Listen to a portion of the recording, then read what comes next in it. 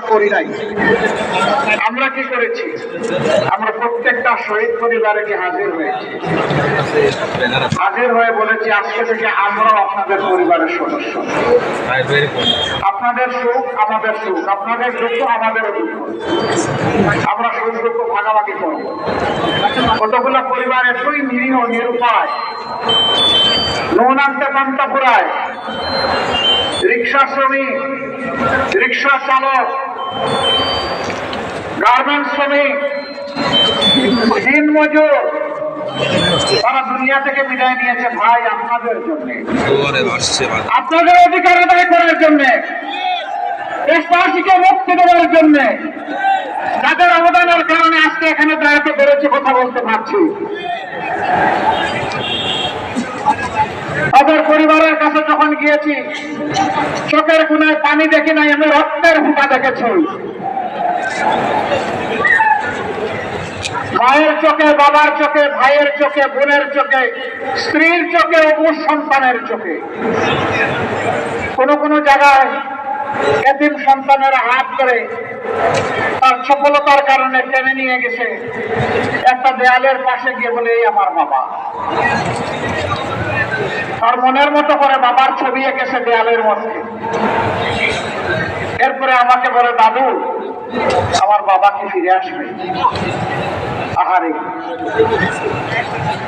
এই অবুঝ এতিম শিশুর কাছে আমার কি জবাব ছিল? কোনো জবাব দিতে পারি নাই। গুণের শিকার মানুষগুলার কাছে যখন গিয়েছি, তাদের পরিবারের সদস্যদের কাছে, মা জিজ্ঞেস করেছে, বাবা স্বপ্নেও তো এখন আর ছেলেটাকে দেখি না, আমার ছেলেটার কি কোনো খবর আছে? যদি সে মারা গিয়ে থাকে তাহলে তোমরা কি তার খবরটা আমাকে দেখাই দিতে পারবা? আশা ছাড়ছে না তাকে ফিরে পাওয়া।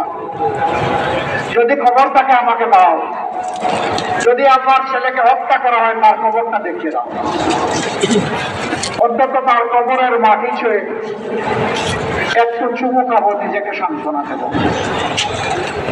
এই মায়ের জন্য আমাদের কি জবাব ছিল আপনারা চিন্তা করেন।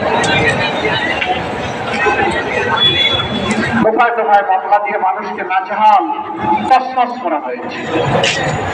এই সব কিছুর পরে জুলাই এসেছিল আল্লাহর নিয়ামত হয়ে। উচিত ছিল মুসলিম মানবতা আল্লাহ শুকরিয়া আদায় করা, নিজেকে বদলানো এবং জাতিকে বদলানো।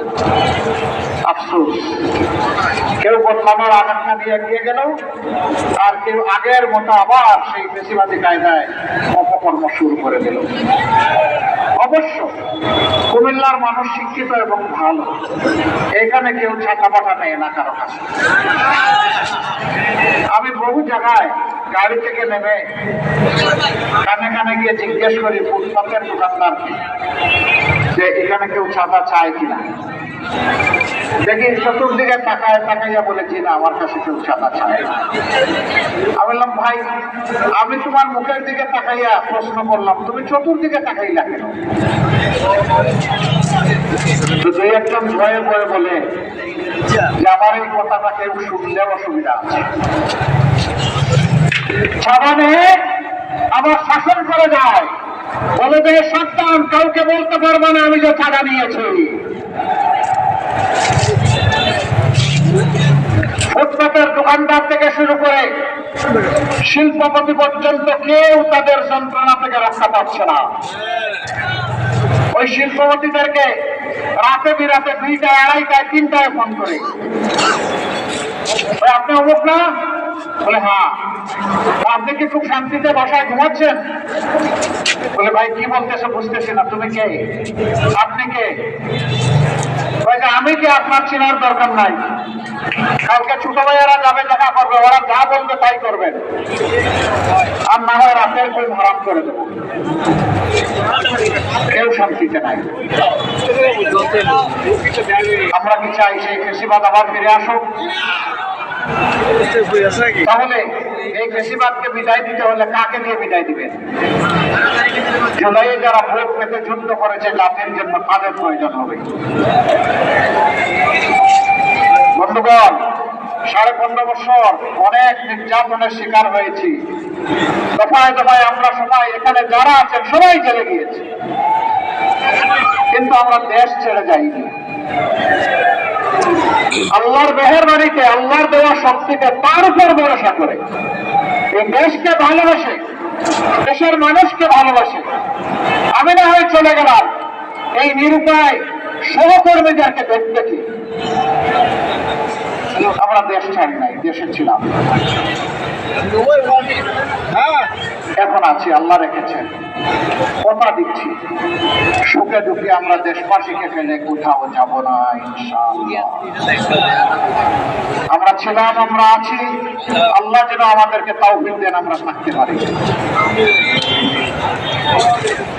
যারা আজকে এই সমস্ত অপকর্মে জড়িত তারাও মজলুম ছিলেন একদিন।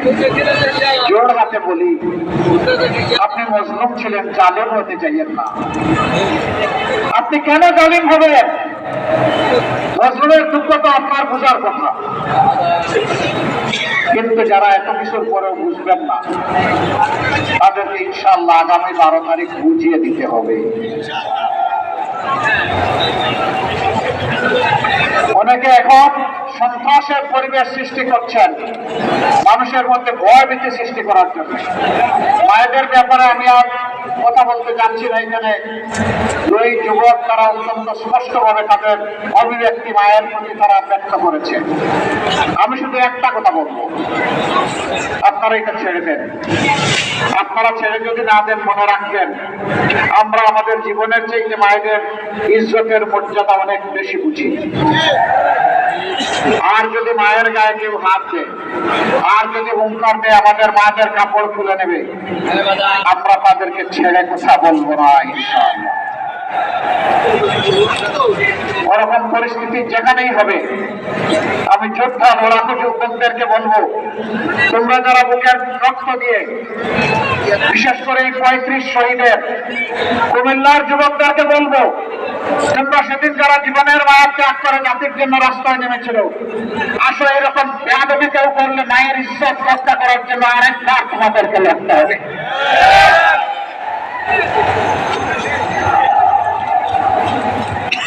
বহু জায়গায় ভয়ভীতি দেখানো হচ্ছে, বলা হচ্ছে অমুক মার্কায় ভোট না দিলে ভোট সেন্টারে যাবেন না, গেলে খবর আছে।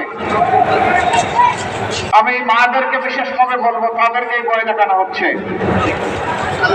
আপনারা ওই মা যারা শরীফ উসমান হাদিকে জন্ম দিয়েছেন, ওই মা যারা আপনার ফাহাদকে জন্ম দিয়েছেন, ওই মা যারা আবু সাইদকে জন্ম দিয়েছেন, যে আবু সাইদ বলেছিল হয় আমার অধিকার দিয়ে, না হয় আমাকে একটা ভূমি দিই, আপনারা সেই মা। যদি কেউ ভয় দেখাতে আসে, চোখে চোখ রেখে বলবেন এটি আমার অধিকার, এটি আমার দায়িত্ব, ভোট দিতে আমি যাবো, তুমি পারলে ঠেকাবা। ওরা বিড়ালের মতো পালাতে দায়িত্ব হবে ইনশাআল্লাহ। আমরা আছি, আমরা আছি, মায়েদের সাথে আছি। একটা ক্লাস আজকে সামান্য মানবতা এবং ভদ্রতা ভুলে গেছে। আজকে আমি ফেনীতে গিয়েছিলাম, শহীদ পরিবারের মা এবং বাবারা, ভাইয়েরা, বোনেরা সেখানে এসেছিল, সন্তানদের। আমি তাদের প্রতি সহানুভূতি জ্ঞাপন করার এক পর্যায়ে একজন বয়স্কা মা হঠাৎ করে এসে আমাকে জড়াই ধরছেন। উনি কান্না শুরু করেছেন। আমি তো তাকে ছুঁড়ে মারতে পারি না, তিনি তো জাতির মা, আমার মা, তাকে সম্মান করা আমার দায়িত্ব। সেটা নিয়ে এক শ্রেণীর ইতর দেখলাম বুলিং শুরু করেছে। ওদের কি মা নাই? জুলাইকে তোরা স্বীকার করিস না? যদি জুলাইকে ধারণ করিস, তাহলে এমন একজন মাকে কেন তোমরা অপমান করছিস? সম্মানিত বন্ধুগণ, এখানে যুবকরা আছেন, আমরা স্পষ্ট কথায় বলছি, কোন যুবকের হাতে কোনো বেকার ভাতা আমরা তুলে দেব না। আমাদের যুবকরা বেকার ভাতা খাওয়ার জন্য লড়াই করে, তারা লড়াই করেছে তাদের কাজের অধিকার পাওয়ার জন্য। আমরা প্রত্যেকটা যুবকের হাতকে স্কলার কারিগরের হাতে পরিণত করবো ইনশাআল্লাহ। প্রত্যেকটা মেয়ের হাতকে আমরা দেশ করার কারিগরের হাতে পরিণত করব, তারপরে মর্যাদার কাজ তাদের হাতে তুলে দেব। সেদিন প্রত্যেকটা নাগরিক যুবক যুবতী বলবে আমি বাংলাদেশ, আমাকে দেখে চিনে নাও বাংলাদেশ কি। আমরা সেই সম্মানের জায়গায় যুব সমাজকে বসাতে চাই। যুব সমাজ প্রস্তুত? যারা যুবক হাত তুলে। ওমা, সবাই তো দেখি যুবক। চাইলে যাও, আমিও তোমাদের সাথে যাব ইনশাআল্লাহ।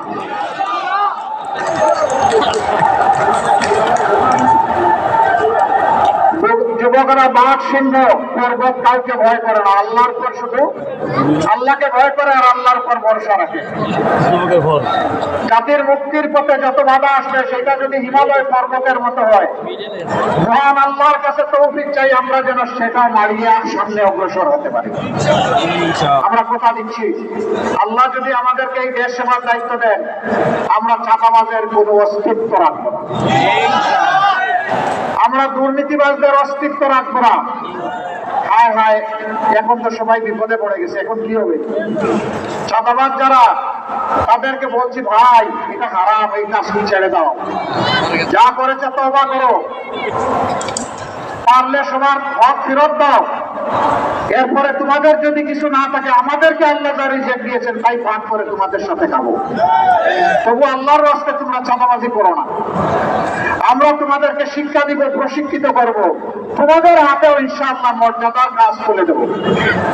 সেদিন তোমরা গর্বের সাথে বলবো আমি আর চাঁদাবাজ নই, আমি দেশ গড়ার কারিগর। দুর্নীতি মানুষ দুই কারণে করে, একটা লোভ আর একটা দায়িত্ব হয়ে। বিশেষ করে সরকারি কর্মকর্তা কর্মচারী যারা আছেন, আমরা জানি বিভিন্ন ক্ষেত্রে বেতন কাঠামো এমন যে এর উপর জীবন ধারণ করা প্রায় অসম্ভব।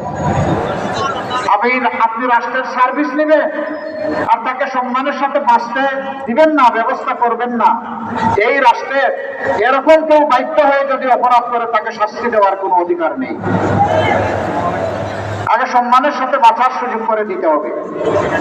সরকারি, বেসরকারি, আধা সরকারি, স্বায়ত্তশাসিত সব মিলেই হচ্ছে আমাদের কর্মসংস্থান।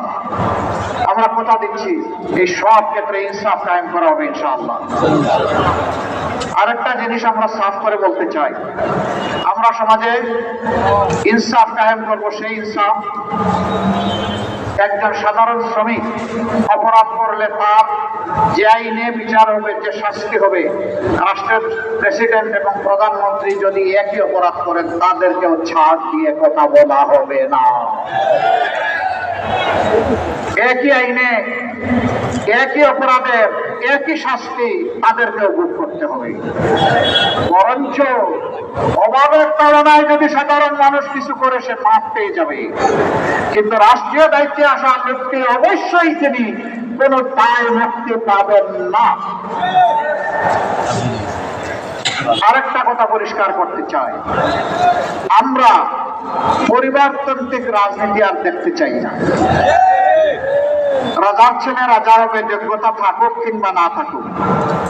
রানীর মেয়ে রানী হবে, যোগ্যতা থাকুক কিংবা না থাকুক। এই রাজনীতি বাংলাদেশকে ফ্যাসিবাদের দিকে ঠেলে দিয়েছিল, এই রাজনীতি দুর্নীতিতে ডুবিয়ে দিয়েছিল, এই রাজনীতি মানুষের সকল অধিকার কেড়ে নিয়েছিল। আমরা সেই শিক্ষা, সেই ন্যায় বিচার কায়েম করতে চাই। মেধা থাকলে, যোগ্যতা থাকলে একজন রিক্সা চালক ভাইয়ের সন্তান হবে ইনশাআল্লাহ এদেশের প্রধানমন্ত্রী। তাকে বঞ্চিত করার অধিকার কারোই থাকবে না। আমরা সেই দেশটাই গড়ার স্বপ্ন দেখছি। মা বোনদের ব্যাপারে স্পষ্ট বলতে চাই, আপনাদেরকে জুজুর ভয় দেখানো হচ্ছে, ধোঁকাবাজরাই ভয় আপনাদেরকে দেখাচ্ছে। আজ যারা আপনাদের কাপড় খুলে নেওয়ার কথা বলে, আপনি কখনো এই সমস্ত দুর্বৃত্তদেরকে বিশ্বাস করবেন না। বরঞ্চ মা হিসাবে আপনাদেরকে যারা সম্মান দিতে চায়, আপনারা তাদের জন্য ভোগ করে দোয়া করবেন, এটা আমাদের বিশ্বাস। আপনার আলামত স্পষ্ট হয়ে উঠেছে।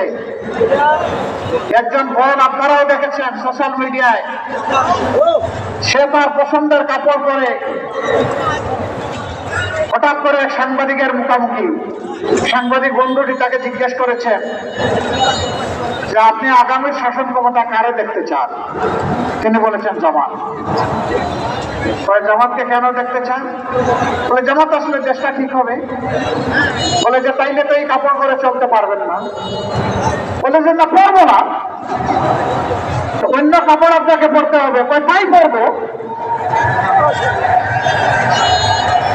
এরপরে জিজ্ঞেস করেছে সাংবাদিক বন্ধুটি, জামাতের কোন জিনিসটা আপনার ভালো লাগে? বলছে জামাতই আমার ভালো লাগে। কেন? এই আস্থার বীজ একদিনে তৈরি হয়নি। মা বোনেরা বিশ্বাস করতে শুরু করেছেন এদের হাতেই আমাদের ইজ্জত নিরাপদ থাকবে। মাথা গরম হওয়ার এইটাই কারণ, আর কোনো কারণ নেই। হ্যাঁ, শরীরের উপর হাত দিতে পারবেন, চাপক বসাইতে পারবেন, সন্ত্রাস করতে পারবেন, কিন্তু মনে রাখবেন মনের উপরে কোনো চাবুক চলে না।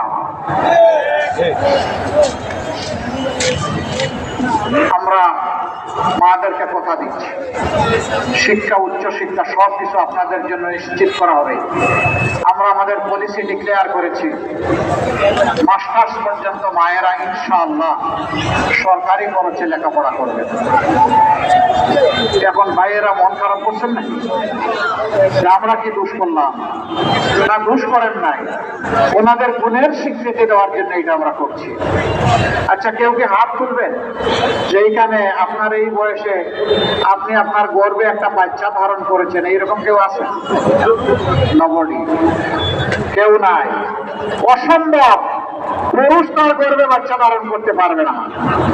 আচ্ছা, বেবিটা জন্ম নিয়েছে, তারপরে বুকের দুধ, নিজের বুকের দুধ কেউ খাইয়েছেন, এইরকম কোন পুরুষ এখানে আছেন? নাই। তাইলে মা, মার তুলনা মা, আবার বলবো মায়ের তুলনা মা, মায়ের তুলনা অন্য কারো সাথে হবে না।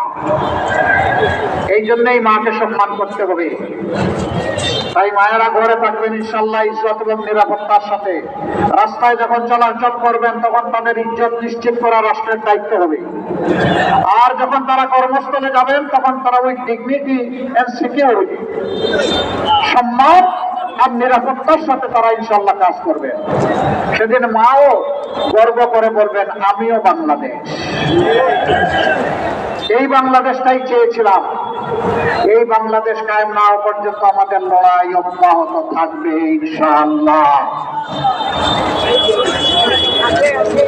এই রাষ্ট্র কোনো পলিটোক্রেটিক রাষ্ট্র হবে না। রাজনৈতিক আনুগত্য দেখে, দলীয় আনুগত্য দেখে কাউকে এখানে মূল্যায়িত করা হবে না। রাষ্ট্র হবে মেরিটোক্রেটিক। যার যোগ্যতা আছে এবং তার দেশপ্রেম আছে, সে কোন ধর্মের এটা দেখার বিষয় নয়, সে দেশের নাগরিক, এটাই যথেষ্ট।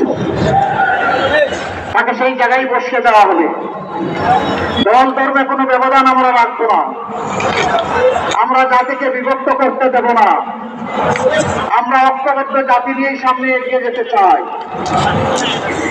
প্রশাসনের বিভিন্ন স্তরে যারা আছেন তাদের প্রতি আমাদের অনুরোধ, আপনারা আবার সবার মিলেই তো বাংলাদেশ।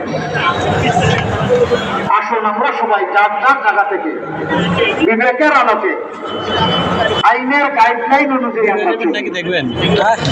আমরা প্রশাসনের কারো কাছে কোনো আনুকূল্য চাই না।